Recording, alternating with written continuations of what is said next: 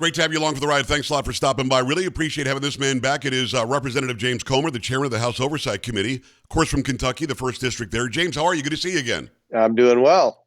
I've heard people call you Jamie. I've heard people call you Jim. Is it Jamie when you're friends? Yeah, I grew up Jamie. That James was my formal name. I always used it in campaigns, but Jamie's what most people call me. I mean, I tried to call you Jamie once. And you said, "Listen, we're not friends, so don't do that." No. I could. Some people who want people to think they know you call you Jim, and I'm like, nobody calls him Jim. I don't think that's the case. Let's talk about the aliases of the president that we now know about. 5,000 emails or something. Mm-hmm. Was his name Peters? Robert Peters or something? Who's this guy? Robert L. Peters is Joe Biden, and there's a J.B. Ware and another pseudonym. There may be more, but these are the three that we found thus far, and we've determined that there are 5,400 emails to those three pseudonyms alone. Wow. And those emails are from what I understand, and correct me if I get this wrong, a representative, it sounds like he was doing things from his government email address and then going to some off-government email address, changing to a pseudonym, and then somehow conversing with his son. Do I have that right?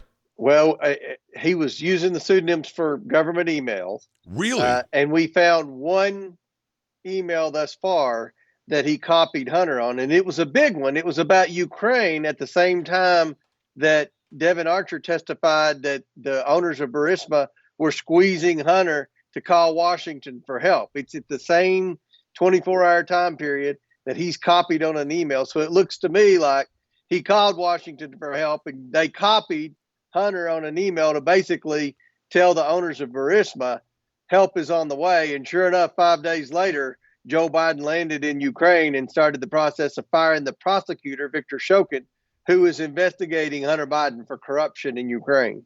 If I'm following you correctly, so you've got emails, and at least one email that we know that the pseudonym included Hunter Biden. It was about the fact that Burisma, where Hunter Biden worked and had no business working there, he didn't know anything about energy, couldn't speak Ukrainian. But it was about Shokin, this prosecutor, Victor Shokin, investigating Burisma, and Burisma getting to the point where they're like, Hunter, we need some help from D.C., and then to the rescue came Robert Peters. That's right. And we think there are more emails with the pseudonyms where Hunter Biden was copied, and they've been redacted. We found more emails on the archives website, but they have redactions as to who was copied. Now, why do you redact non-classified emails as to who's copied? You know, there are a million questions we have. That's why we've requested from archives all 5,400 emails non-redacted so that we can pore over them. But this is another lie we've caught Joe Biden in just this week. We've caught him in two big ones this week, but this one here that we're talking about now, he said that they had a firewall between the government and Hunter's shady business dealings. Well, no, here's an email that Joe Biden was using a pseudonym when the one thing that we know Joe Biden did that was a quid pro quo that they tried to blame on Trump, but Joe Biden was the one that did the quid pro quo. Yeah. Where they fired the prosecutor for the only thing Victor Shokin did wrong in Joe Biden's eyes was he was investigating his son for corruption. So we now have an email where they were copying Hunter, communicating with what their policy was going to be, and their policy was 5 days later to withhold foreign aid in exchange for firing the prosecutor. I think that's the most serious crime I've ever seen committed by someone in elected office. Really, really important. I just want to make sure I understand the timeline. This was 5 days before the famous video where Biden says, he was remembering this happening at the time later, but this is 5 days before he did that whole, I'm going to be here 6 hours, fire the prosecutor or else you're not getting the $1 billion in SOB. They fired the prosecutor. That's the same deal we're talking about? Mm-hmm. Yes, it is. Yes, wow. It is. So as we look back, Congressman, doesn't this exonerate and vindicate President Trump when he was asking Zelensky, hey, is there something going on here with the previous administration that I need to know about? Yes, it does. And if you'll notice, with all the Trump bashing that's going on, they don't ever mention the first impeachment with respect to Ukraine, the quid pro quo. That was their big narrative they invented, because we've determined the real quid pro quo was Joe Biden. It wasn't Donald Trump. All Donald Trump did was ask if they had any information on Joe Biden doing this. Why Trump's people couldn't have found out what we found out is a whole nother story, but we found this out. And we believe there are more emails that would connect the dots. But regardless, we have an email, a government email, where they were communicating on Ukrainian policy with Joe Biden in a pseudonym, and they copied Hunter Biden on it. And we think there are more emails, and that's what we're investigating now. But at the end of the day, what no one apparently asked when Vice President Biden went to Ukraine to fire Shokin was, what evidence do you have that Shokin's corrupt? Because what we found in the last couple of weeks was an email from John Kerry's State Department to Shokin thanking him for the good work he's done in reforming corruption in Ukraine. And remember, Shokin had only been on the job for a few months when Joe Biden's already creating this narrative that Shokin was corrupt. And what it looks like, if you go back on the emails on the laptop, where the Burisma at Hunter Biden's request hired the Democrat consulting firm to lobby on behalf of Burisma, it looks like they probably were the ones that created this narrative. This is what we got to do. We got to create a narrative that says this prosecutor's corrupt, and then send Joe Biden over there to dangle tax dollars in the form of foreign aid in front of him and say, you're going to have to fire this prosecutor because he's corrupt. Amazing. When nobody asked, where's the evidence of his corruption? And to this day, they've never produced any evidence that shows that Victor Shokin was corrupt. District 1 Republican, great state of Kentucky. It's James Comer. He's the House Oversight Committee Chair. Amazing news that you're breaking here with us. And the American people, by and large, don't know this because the big networks aren't covering it. They're trying to hide it the best they can. We had Dan Goldman come out after the Devin Archer testimony, and he said, it was clear to me that Hunter Biden was selling the idea or the notion of some sort of contact with his father. It wasn't real. He just was selling the maybe you can have access if you do this for me. But James, we've got 20 times now under oath, the guy admitted 20 times that Joe Biden called into or met with business friends and relations of his son Hunter. That isn't giving the idea or the notion of some sort of sway or contact. That's real connection with influence, is it not? It is. And we found out this week that Hunter Biden flew on Air Force Two at least 15 times. Joe Biden lied about that. The media tried to imply, Hunter was only on 4 or 5 trips on Air Force Two with Joe Biden. They lied about it. And I want to know the media that was on all those planes, because I believe they're covering for the Biden. Hunter Biden was on that plane at least 15 times. So what Devin Archer testified in the transcribed interview was that the Bidens were selling access to Joe. They were selling the brand, and the brand was Joe Biden. Now, I believe that they did more than create the illusion, as Dan Goldman wants to say. Yes. They actually had to be delivering results, or these foreign nationals wouldn't continue to pay the Bidens millions and millions of dollars. And when you can say, look, this is one thing we did on my resume, on our list of accomplishments. We got the prosecutor fired in Ukraine because he was investigating our client for corruption. Amazing. And that's probably what led to the Romanian foreign national that paid the Bidens $1 million. He was under investigation in Romania for corruption, and Joe Biden flew to Romania and gave a speech on, guess what? Corruption in Romania. So they have a pattern here of working together, Hunter Biden and Joe Biden. The Bidens and the media cannot continue to convince the American people that Joe Biden wasn't in on it. Not only was Joe Biden in on it, Joe Biden was the ringleader of the Biden influence peddling schemes. And my fear is he's compromised because of the millions of dollars that he's taken, and these countries know it. We're giving Ukraine a blank check right now, and no one's questioning where this money's being spent in their war with Russia. When Russia invaded Ukraine, Joe Biden put sanctions on every oligarch except one, the woman who he had lunch with at Cafe Milano, who also paid his son over $2 million. I mean, the pattern is here where Joe Biden delivered. He didn't just create the illusion like Dan Goldman tried. He actually delivered on the money that these crooks were paying his family.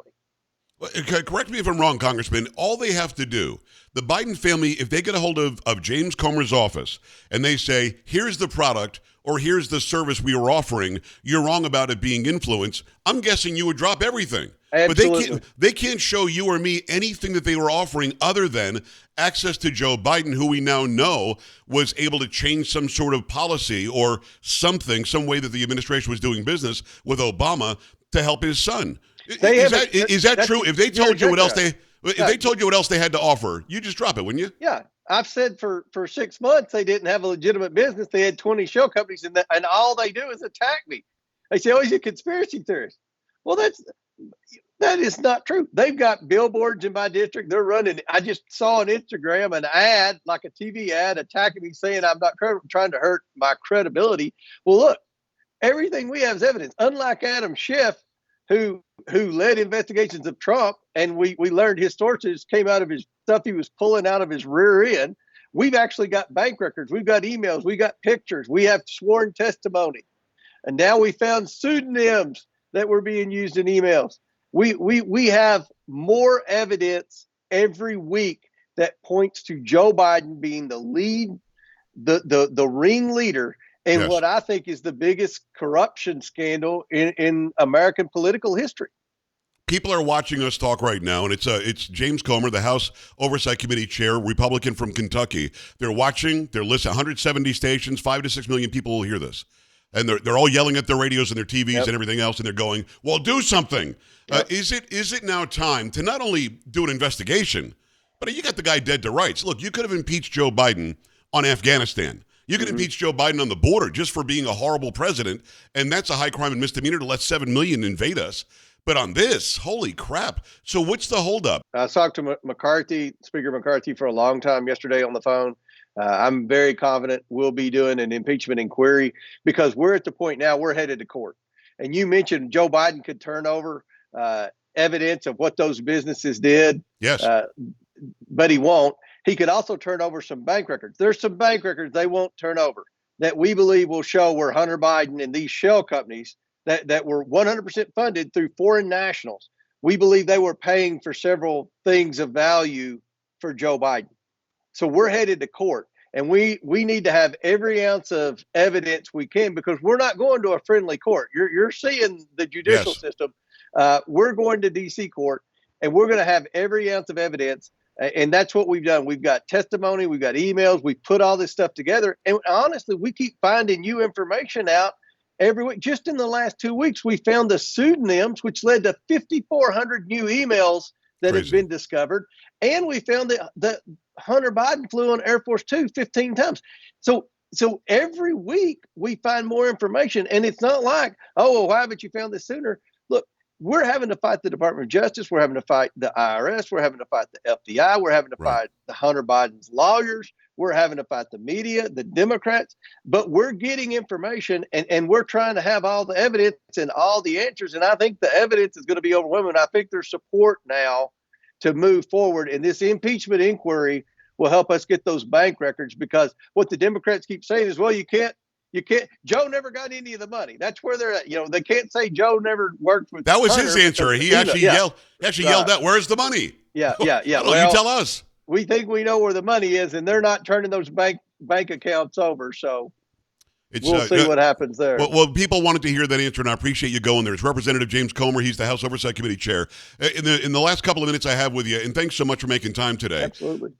I'm guessing you could have oversight on Jack Smith. I don't think you could on Alvin Bragg or Fani Willis. But when it comes to the indictments on Trump that are all specious and ridiculous, Jack Smith specifically, can't you guys defund this guy or maybe pull him in front of your committee and say, what the hell are you doing? He's got Presidential Records Act rights. This guy did nothing wrong. Are you out of your mind? Can you pull him in front of you or not? Well, we don't know. We're going to find out. Jim Jordan's actually leading that through either the Judiciary Committee or that Weaponization Select Committee, but he's actually the lead guy on Jack Smith. Now, I'm leading the Biden investigation, and Jim's on my committee. But anything pertaining to the judiciary, that would be Jim Jordan would be the person to ask about that. Well, if I could get your opinion, do you think that he has to answer to you guys? Well, we've asked for information, so I don't know. So. That's why, I've always been outspoken critic of special counsels. I never wanted the special counsel. I know a lot of Republicans, a lot of conservatives called for special counsel. They don't have any accountability. There's no transparency. They don't operate on any timelines. and they don't have, you don't know what they do. Like the Durham report, nobody knew what he was doing until the end. It took a lot longer than it was supposed to, and then he didn't interview a bunch of people that he should have interviewed. I don't like special counsels. I hope that we can somehow abolish those. I believe these congressional committees can do that work and do it in a transparent manner where we're accountable to people for the money we spend and the people we bring in and all of our actions. Well, I hope that people watching and listening understand. Special counsel still answer to the DOJ. They still answer to Merrick Garland. He's still calling the shots. And independent counsel doesn't. And I'll note that this David Weiss guy, back to your wheelhouse, is somebody who answers to Merrick Garland. This is the same guy that alleged it was way over his head where the decisions are being made. Now he's the guy? Come on. Yeah, and he's the guy that negotiated the plea deal that would have given Hunter Biden blanket immunity over everything, which is a joke. So how are we here? Garland is a disgrace to the judiciary. When people, in the 30 seconds we have left, and thanks so much for coming on. Absolutely. Because we keep hearing that you have the purse strings. You guys control the money. It has to be approved by the Senate and by the president. We know that too. But can you at least start the ball rolling? Let's defund David Weiss. Why would you give him any money? I hope so. And Andrew Clyde from Georgia is on the Appropriations Committee. He's leading that charge, and I hope so. I support Andrew Clyde 100%.